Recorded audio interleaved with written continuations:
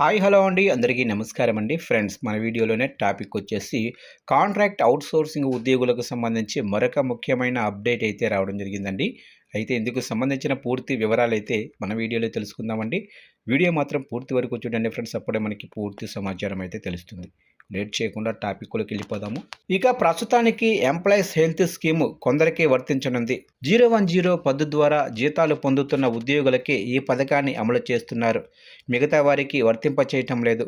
Telangana model schools, గురుకులాల్లోనే బోధనేతర సిబ్బందితో పాటు రాష్ట్రంలోని అన్ని రకాల యూనివర్సిటీలు, ఎయిడెడ్ స్కూళ్ళు, కాలేజీల సిబ్బందికి కాంట్రాక్ట్ అవుట్సోర్సింగ్ ఉద్యోగులకు ఈహెచ్ఎస్ అమలు కావటం లేదు. ప్రభుత్వ రంగంలోనే గోల్కొండ, విజయ్ డైరీ లాంటి సంస్థల ఉద్యోగులు సైతం నగదు రహిత వైద్యానికి నోచుకోలేకపోతున్నారు. దీంతో ఆయా వర్గాల నుంచి అసంతృప్తి వ్యక్తమవుతుంది.